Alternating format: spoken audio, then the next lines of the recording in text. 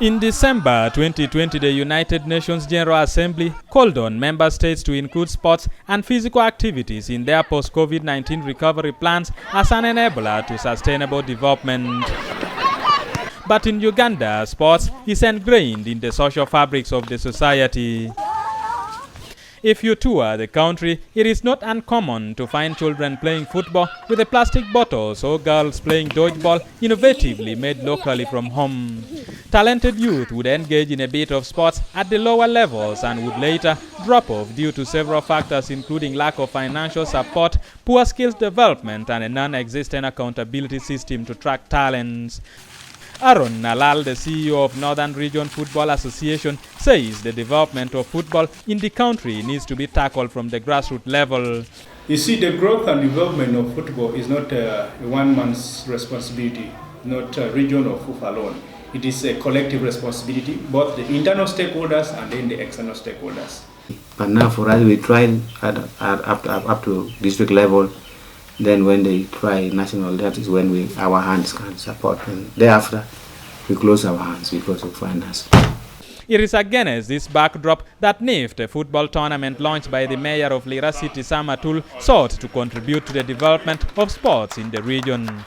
So it's incumbent upon us now as leaders to bring in partners, like this one was come, to coordinate with them, to see which area you're picking. If this one is in football, then we can work around to look at who is going to take up the other discipline. So NIFT has come at the right time to make sure that all the talents on the grassroots are identified first of all, they are nurtured and exposed to the part of the world so that they can also benefit from that particular case. The program is also aimed to help the post-conflict communities recover from the trauma and depression resulting from the previous LRA war and COVID-19 containment effects. We know that there are so many other cascading effects of sports for the development of a country as well.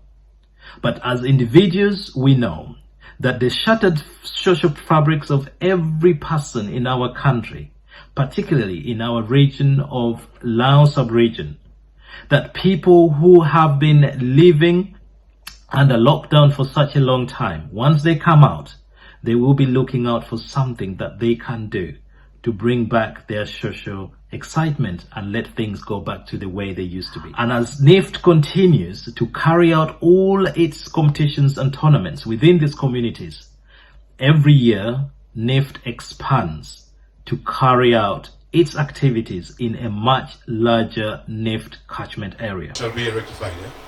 Lira City Mayor Samatul says the city has similar arrangement but only constrained by the resources. Town used to have more than 3-4 football clubs, but now you hardly talk of any one serious club. So just for football, you just know that we are not doing that. NIFT's concept brings together all the district local governments and clans in Lao sub-region to participate in the tournament as local sponsors. Ediolwa, UBC News.